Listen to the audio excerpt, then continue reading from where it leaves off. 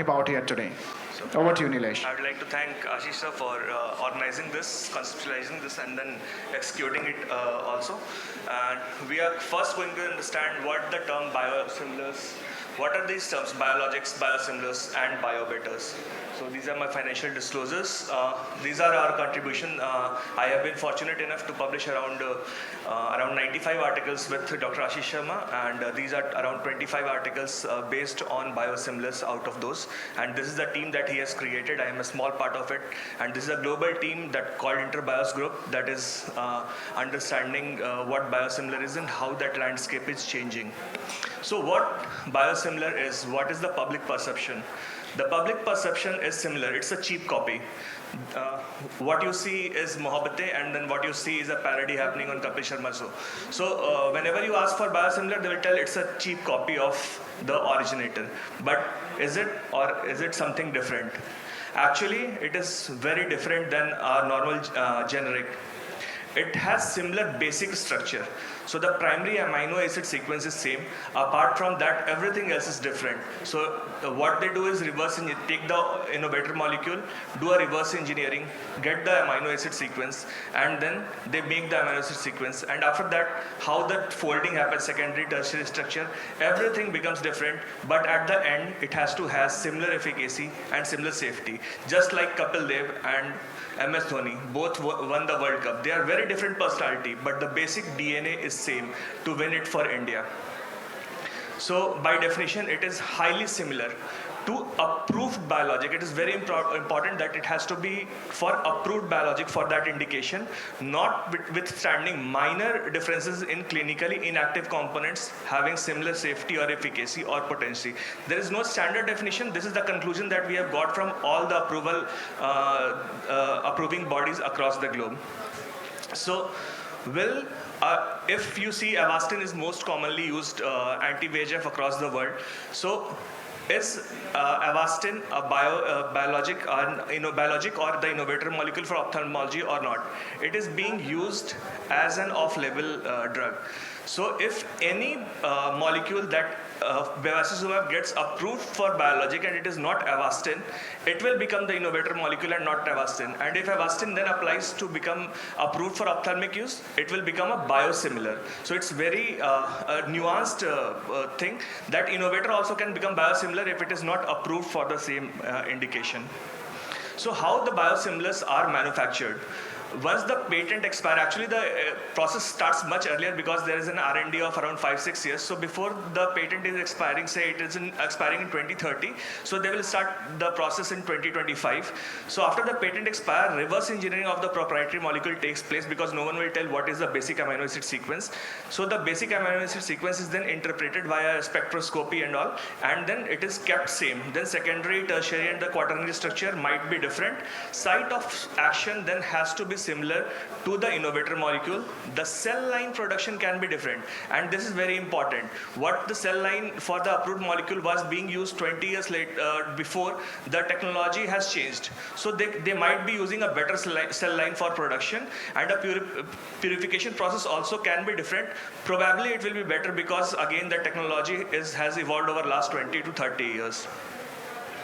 So the preclinical and analytical study to prove similarities to innovator is the major part of the trial. So the clinical part is very small. It just has to prove that the efficacy is similar over 8 to 12 weeks. But the preclinical and analytical study with via mass spectroscopy and all the chemical analysis, it has to be very similar.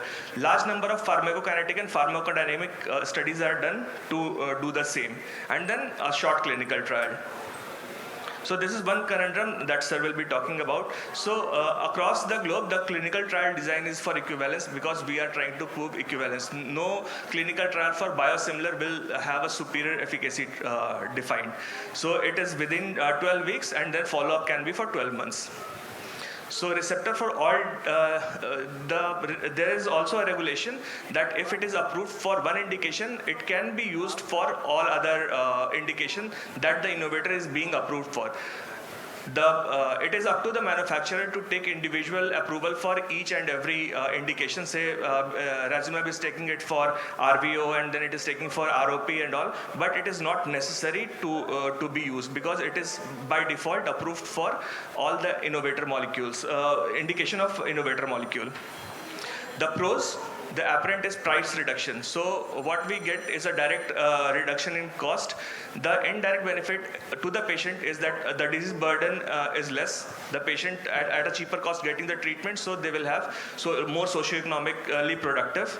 The inapparent is the wider availability. The innovator might not be reaching the grassroots, but these companies who are native to India, they will penetrate to each and every small districts and small centers. So a wider availability and the local pharmaceuticals will help everybody get the molecule. So is it all rosy? There is one very red flag that we need to see. When the antibiotic got started to being produced by the generic manufacturers, the innovation got out because everybody was now into the money game that just manufacture the generic and get the money in. And you have seen in last 10 to 12 years there has not been a single antibiotic that has been innovated. Why is it so? Because everybody was behind the generic and generating the money. So there is a possibility that after a few years we might see the stagnation in newer anti-VEGFs, and that is one thing that the industry has, that is our earnest appeal that the industry should keep working on it. So what is Biobetter? Biobetter is what Dhoni is over Kapil Dev. Kapil Dev won ICC World Cup, Dhoni has won 3. So the same DNA structure, but it can have better efficacy because they are playing in a more nuanced area, more technically enhanced area. So Biobetter similarly will have something over the biologics. They can have better shelf life, better half-life, or better efficacy, or better safety. So who can benefit from biosimilars will be Abicipar, Pegol, and Brolucizumab. Brolucizumab because they are having more inflammation. So with Biobetter, they can have a better, they can become a Biobetter and better efficacy.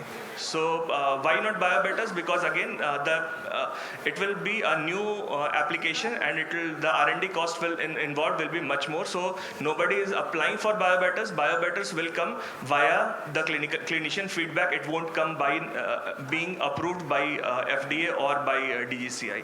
So thank you for your patient listening.